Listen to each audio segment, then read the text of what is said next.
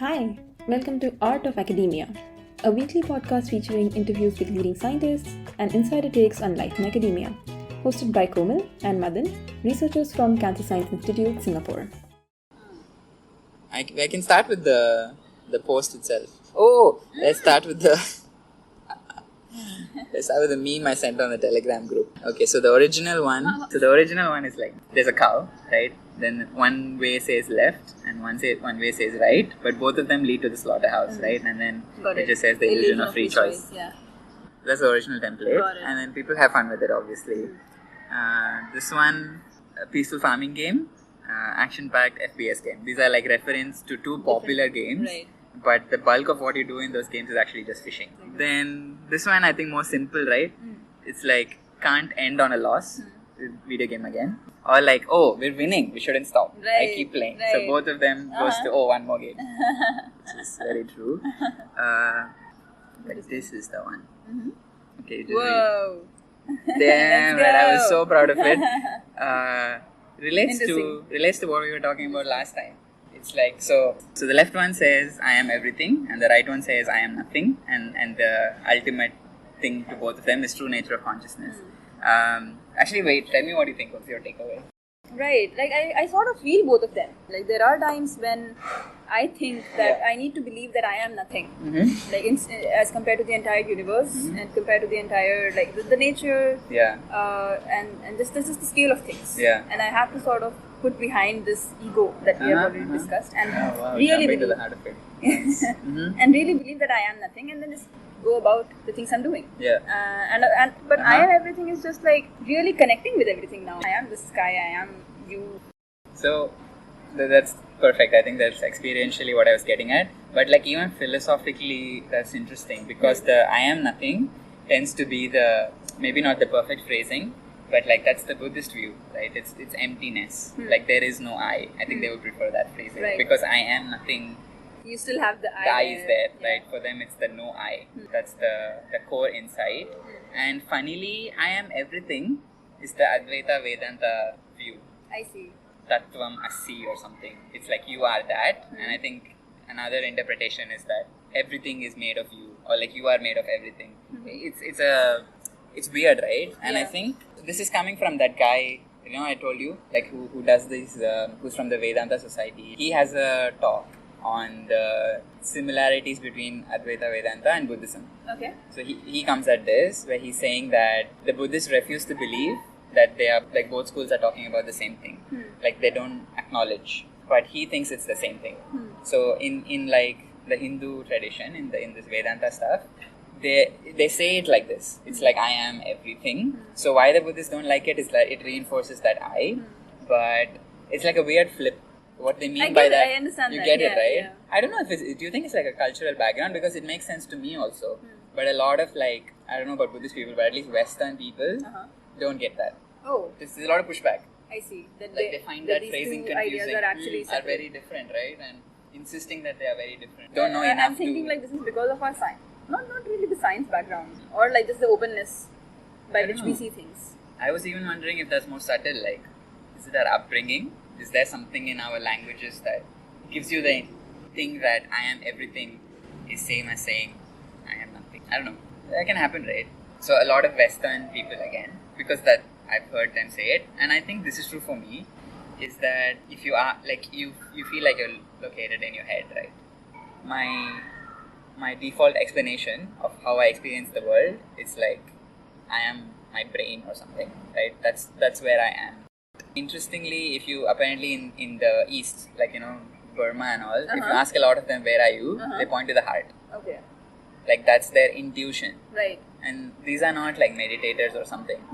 So it's a cultural difference, right? That is changing your subjective experience. I see. Okay, that was that. Are you just talking about meditation stuff? I can talk about the blog post thing. Oh yeah, go ahead. I'm just curious. I didn't really like.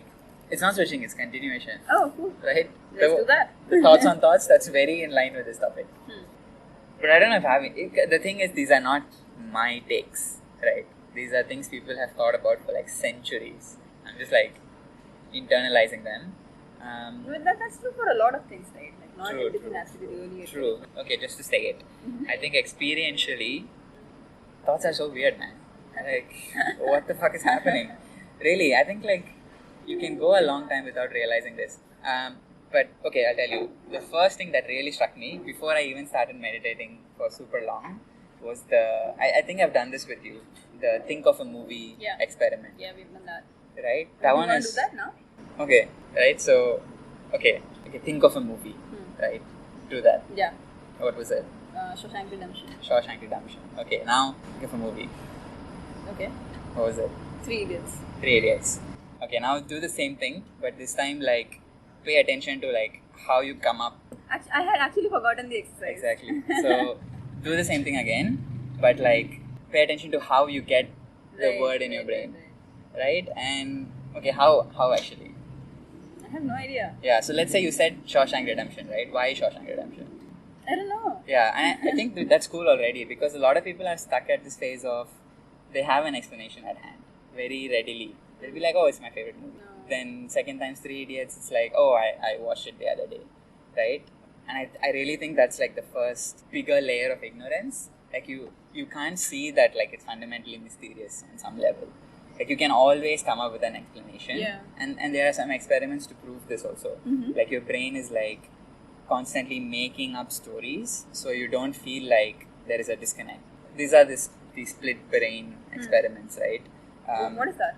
Split brain. So there is this weird disease you can have. I think it's epilepsy. So what happens is that there's some issue and then you get like some weird thing that spreads through the brain and causes seizures. So it usually starts in one side and spreads to the other side. So one very like caveman solution is to cut the brain in the middle where there are like some connections that join the two halves. Oh my god. Because if you do that, it doesn't spread and then you're fine. You can function. I see. But weirdly what that does, like now your brain, two halves are disconnected. The left half of the brain functions differently from the right half of the brain. So it's almost like having two people in your head now. So what they can do is like, I'm not fully clear on the science, but something like, they flash, got it. They flash an image to the right brain, and then it has control of your some left hand or something. So you can draw things related to what you see. But the left brain has no idea why you saw that. Because not the correct hand. Right? So what they do is like... Oh, damn. Exactly. And then listen, here's the fucked up part. What is happening here? So they show you something like a chicken and then they tell you to draw something related. So the right brain sees a chicken and is drawing an egg. But the left brain doesn't know what it saw and then it draws the egg, right? And it's when you ask them why you draw an egg, they say something like, oh, I had an egg in the morning for breakfast. And very convincingly. Damn, bro. Like 100, like, yeah, of course, that's why I draw an egg. Why else will I randomly draw an egg? That makes no sense. Like, are you saying I'm crazy? Oh, like, it gets defensive. I see. Yeah. And the disconnect is next level. So it can happen like, someone is like trying to hug their wife. So their right hand is like embracing the wife while the left hand is like pushing her away. So some weird things like this happen. And like, it's like you hand the person a money. They take it and put it in the pocket with one hand. And then the left brain like takes it out and like puts it somewhere. It's a bit disorienting. The gist of it being that the brain is like constantly making up stories to convince you that you actually know why you're doing something. So, right, it's like a storytelling machine. And I think that's what happens there. Like when you ask someone, think of a movie. When you really pay attention, it's like a moment of silence, right? For like a few seconds, milliseconds, there's nothing. It's really blank. And then a movie just like emerges out of nowhere. It's fucking utterly mysterious how that happens. Like what really shook me was the fact that that's how most thoughts are. That's how all thoughts are. In fact. Like right while we were discussing, I was just thinking that like seriously, one thought like we get so many of them in a minute's time. Exactly. Where are they really all originating from? Yeah, but you don't feel like it's a random thought, right? You feel like you made this thought.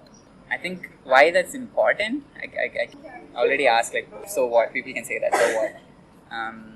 I think first thing it changed for me is like, just because thought appears in your head, you don't need to give it the importance that you normally, right? Because I think like, you can take them too seriously. Like you can really identify with them when sometimes it can just be like random brain chemistry. Yeah. They don't need to have any consequence on how you function.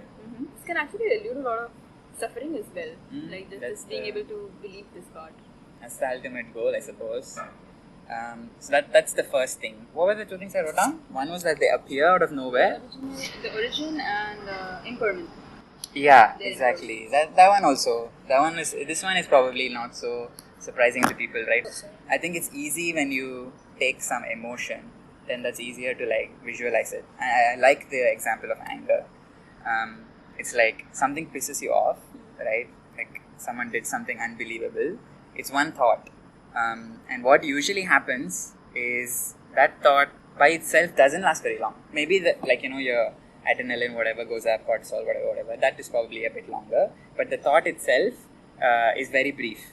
And if you stop there, the anger like actually dissipates very quickly. But what happens is like you refuel that. There's another thought that follows in the same trend. In fact, it's very hard to do the opposite. Recognize when this is happening. When you're having like multiple thoughts come back and again and you're going into the loop. First of all, you don't realize it's happening. Like maybe even when you realize it's much later. And that happens because like you're identified with it. Like you don't have the context to observe these thoughts as just thoughts. Right. Like in that moment, nothing else matters. Right? You just like follow it to wherever it takes you. Right. Yeah, but actually, you can only stay angry for long if you sustain the anger by continually thinking them. If you drop that, it just stops. It like actually just fades away in some time. But it's really as brief as saying a word. Yeah. Like the moment you have said it, It's gone. it's over. Yeah. It's gone. It's not there, right? And unless you say something related, unless I keep it going. Actually, I would really want to read on this a bit, like the actual biology of how. I'm sure there's some research on this. There is some research on this. I think with the whole meditation project, right? This is the explicit goal, that you have this realization. It's framed differently, right? Is realization of no self. But what that actually means is that I think in simple language, what most people are talking about when they say self is actually identification with thought.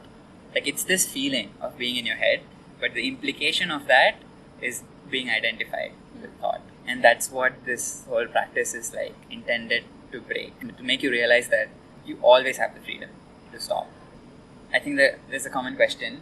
It's kind of related to what you said, right? Like can we sustain it for good? Or another way to ask it, like if you stop, what happens? Is there nothing left? And this is the part that's tricky and I don't fully understand. But I think the sort of assumption is it's not in the absence, it's not like empty, truly empty, but there is like a positive flavor to it. That's where all this like compassion and stuff comes. It's like when you're less likely to get carried away, then you have better capacity to be who you want to be, I guess. Something like that. This part I'm not fully clear because I don't think I have that. So now that I'm meditating more, I think I'm at a state where I can feel it on demand. Sort of. Feel what? That sense of the self sort of dissolving away. If I have to describe it, it's really this. For me, the location thing is what is most salient. So right now I'm talking to you, and I feel like I'm here and I'm looking at you, right? And same for anything. Like I am here, the pillar is there. My vision is telling me that I'm sitting. I feel the chair, and I have like the sense of location in my head. But if you like just take some time to just pay attention to whatever you're feeling, it flips. Like that sense of center goes away, and then it's just experience. Like there is no more question of I feel like I'm here in the middle. Like it's just the pillar and just this person I'm seeing and my hands, right? So this part I get. Right, this part I feel like I can do almost, doesn't work always, but I can do that almost on demand. But it's hard to sustain for very long. Right. And during that, it's very clear. You can it's hard to distract you when you're like nicely focused. But the part I don't get is like how that translates into real life, into you making better decisions or whatever. So I've tried this. Sometimes it works, but not always. Okay. Like for example, let's say I'm scrolling Twitter for super long and suddenly I realize that, And sometimes there can be this tendency to go on to keep doing even though I don't want to do it and I know it's not good. Sometimes I try that, and it sort of does break that inhibition, so it's easier to stop if you try to do it. Yeah, but I think what I probably learn to stabilize it. I think it has to two ways. Make it more immediate, because now it still takes some time, maybe a minute or two. And then the other one is to like make it last longer, because that's where you want to live in that mode, right? That is the explicit project. Through meditation, there's two things that happen, right? Sometimes it can make you feel good, and that's good. You need good stuff in your life, but that is not the point, right? You don't meditate because you want to feel good. Why this emphasis on this is, even if like you're someone who's distressed and you are into this because you think it will help you, it helps you not because it makes you feel better. It might do that in the short term, but like that's not the actual part that will solve the problem. Like what solves your problem is realizing the freedom that you have in every moment. Like even in normal life, let's say you're an expert meditator, if you can't in the moment have that access to that freedom, then it's pointless. Like maybe you can go home, you sit for half an hour and then you feel it makes you feel good, but if it doesn't translate to your real life, doing something wrong, right? Because what does freedom mean otherwise? If it's really freedom, then it should be available in any moment. And there are some crazy stories of how people can do this. I don't know if we've talked about this, but you know this Buddhist monk who was in protest of something the government was doing, so he set himself on fire. I'm like, that's fucking insane. I can't imagine that. The fact that he can do that is insane. Even when you're on fire, can you be equanimous? Damn, that's such a powerful image. Decent end point, I think, to top that.